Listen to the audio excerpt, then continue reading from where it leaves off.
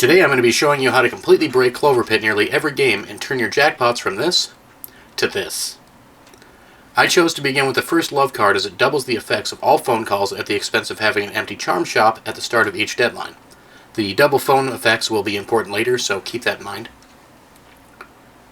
Starting out, your primary focus should be on getting charms that increase your luck or give the golden symbols. The golden symbols will increase that specific symbol by its base value every time a line is completed with a golden version of itself. The luck factor directly affects what symbols will show up on the slot machine and can all but guarantee your ability to clear the first couple of deadlines. I first chose the Disc B charm. It's not very good, but it gives 7 luck on the 7th spin, meaning I get at least one decent roll for each 7 spins that I make. Using this, I hit the slot machine and managed to earn 33 coins on the first round. I then use those coins to re-roll the shop, and with my now 2 tickets, I buy the green pepper charm, giving me a 15% chance of 7 luck for the current spin. This round now earns me 92 coins. Now I already have enough to pay off this deadline's debt, so instead of doing another 7 spins, I opted for the extra ticket this time and do 3.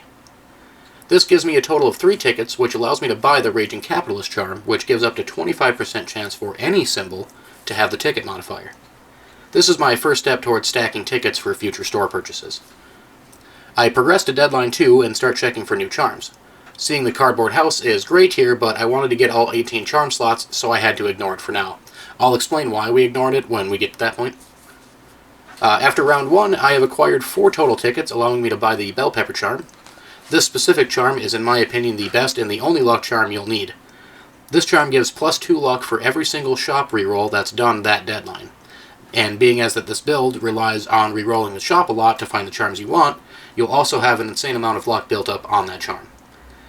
The next charm I find is the fake coin.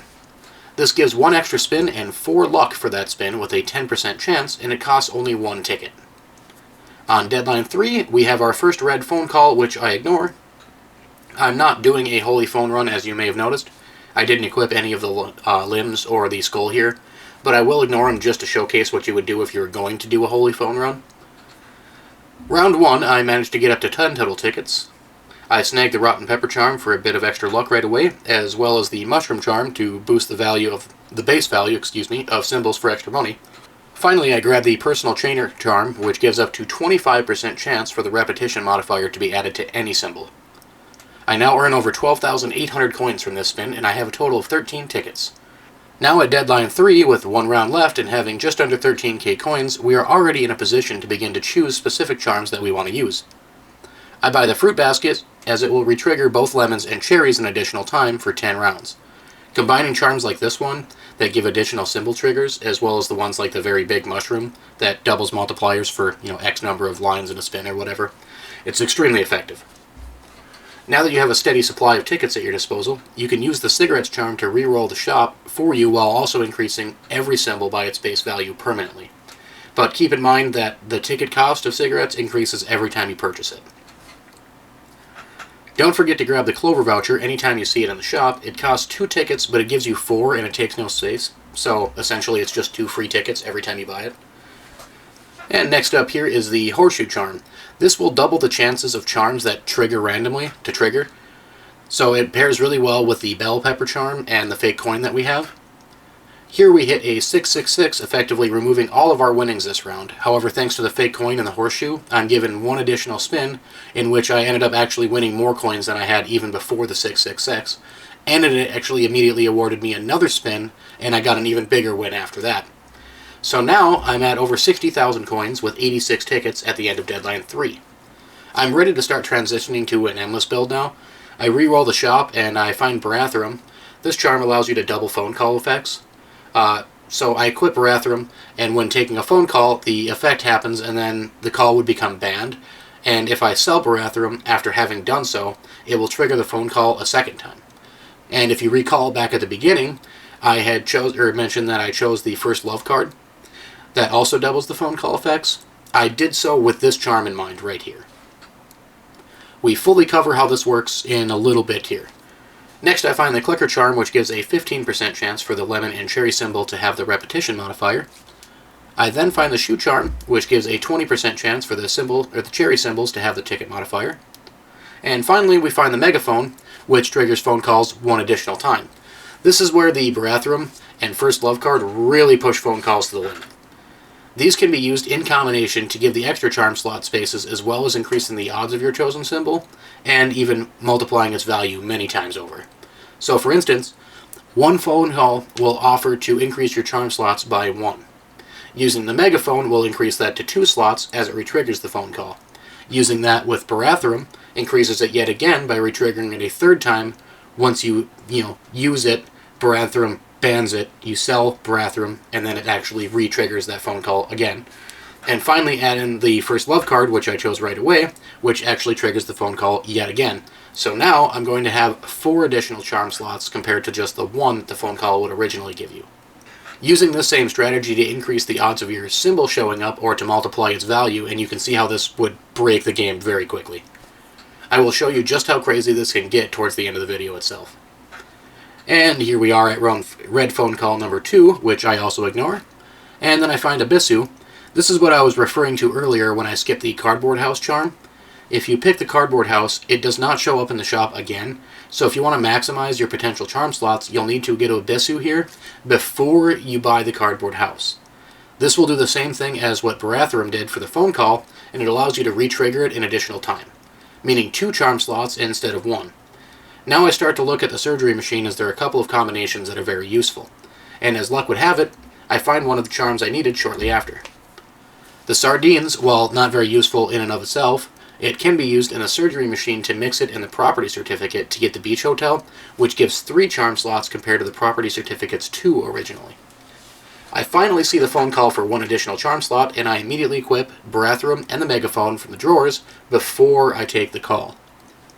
This has now boosted my charm slots to 16, and I'm only missing the cardboard house and Abyssu combination for the last 2. I find Greedy King, which gives up to a 25% chance for any symbol to have the golden modifier.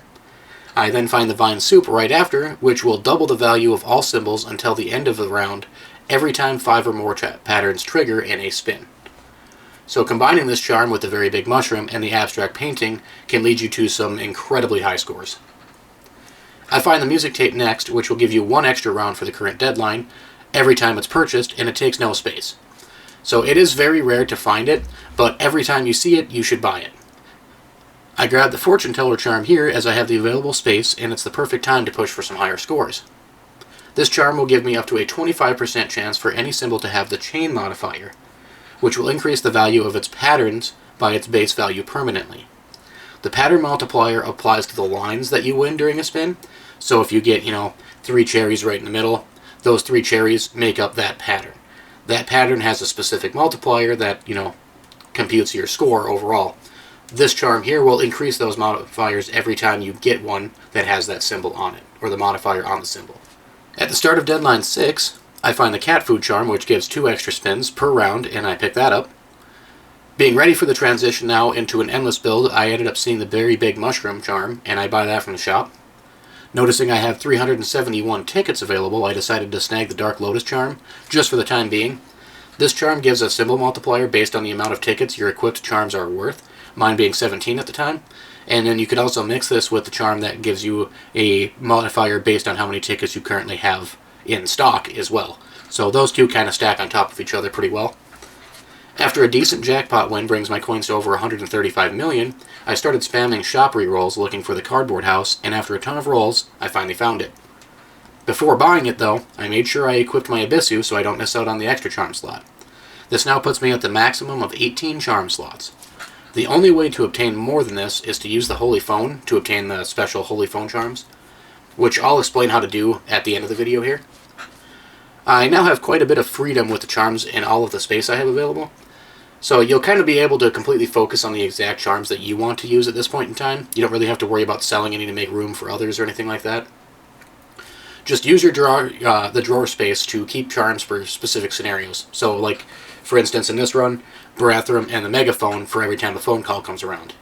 Store those 2 in the drawer, you can swap them out whenever you need to use them. Here I find the Broken Calculator charm. It triggers all patterns 1 more time for that spin with a 35% chance, but we also have the Horseshoe charm, which doubles that to 70% chance. After a few more spins, I take a look at the surgery machine, as I still have 2 more charm combinations I would like to make. The first one being the 10-figure Hamsa, a combination of both the standard Hamsa and the rotated Hamsa charm. This makes patterns trigger 1 more time for the first round of a deadline, and gives +4 luck for the last round of a deadline, which this can be cheesed a little bit here. The last round of the deadline applies to the round when you start it. So if you are down to the last round of your deadline, you go ahead and hit the slot machine, you'll have the +4 luck. If you then finish that round, turn around to the charm slot, and then buy like the music tape, for instance, that gives you 1 more round, you'll actually get that +4 luck for the next round as well. So on and so forth forever until you're out of rounds.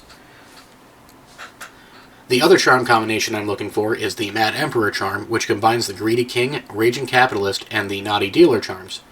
This gives a 10% chance for any symbol to have any modifier, and is increased by an additional 10% for each of the other surgery charms that you already have. So in this instance, I have a total of 3 surgery charms, 2 other ones, so that means that I have a 30% chance for the modifiers to appear. I grabbed the abstract painting finally. I found it in the charm shop here. And here I find the last of the larger doll charms I needed for the Mad Emperor, and I get that made in the surgery machine. Then the third red phone call finally arrives, and I ignore it again. I now find the second Hamsa charm and get them combined in the surgery machine at the end of the next deadline. I re-roll the phone until I see the double the value of lemons and cherries option. Now this is where the game breaking really comes into play. Using our charms that double the value of symbols until the end of the deadline, and then combining that with this phone call, the Barathrum, Megaphone charms, and the first love card, will make all future debts after this point a joke. The way this works in-game is that whatever your value on your symbols are at the time of taking the phone call is the value that is doubled. So, for example, using some simple math here, let's say your lemons are worth 10 coins at the start of the deadline, right? And your charms double that value from 10 to, say, 160 by the end of your deadline. So your lemons are now worth 160. The phone call will actually double the 160 value. So you mix that with your Barathrum, the Megaphone, and the first love card, and you'll go from 160 to 320, to 640, to 1280, and finally to 2560. So if you started the round with lemons being worth 10, you now ended the round with lemons being worth 2560. This is now your base value for lemons. The next deadline, you'll begin at this level. So if you want to push this even further, you can use the music tape or the nuclear button and the clock charm to add extra rounds each deadline. Extra rounds means extra charm triggers to double your value before taking the phone call, which then obviously makes the phone calls doubling even greater. This is how it snowballs into endless runs.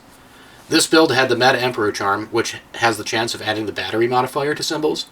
That also can actually recharge the clock charm, which will give you the extra rounds, so you can put these two together for even more additional rounds to be added. If you wanted to, you could actually do this forever. You could make an infinite rounds build instead of an endless high score run. If you are looking to push this as far as you can, the Holy Phone will add a significant boost as well.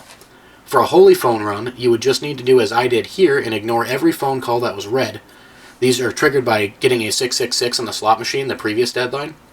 You need to have all of the limbs and the skull equipped as well.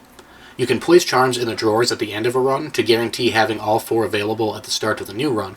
So if you fill your drawers with 4 charms, end that run, start a new run, those 4 charms in the drawers will now be the limbs. So you'll be able to start a game and have all 4 limbs immediately. Once you've gotten all 4 of the limbs equipped, all you have to do is find the skull, equip that, and then complete all 3 red phone calls. And you'll have to hit 666 one final time at the end here. You'll notice on the little card in front of the slot machine, it has the numbers 666.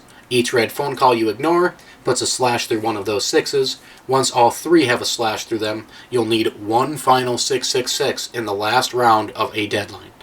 Now, the next deadline when you start, the phone will actually change to the Holy Phone, which gives you special options every deadline. You could re-roll these options just as you could the standard phone, and if you choose the Help option, you'll actually be given a Holy Charm. There are a total of 10 Holy Charms, meaning you can have a total of 28 charms equipped, and technically more than that if you count the ones that you've mixed in the surgery machine. This build will all but guarantee your success in CloverPit, and even the option to break the game entirely if that's your thing. Make sure to subscribe to see all my future CloverPit content, and keep an eye open for some upcoming live streams where I try out some other builds just to see how they work in this game and how many ways we can break it. Thanks for watching, and I'll see you in the next one.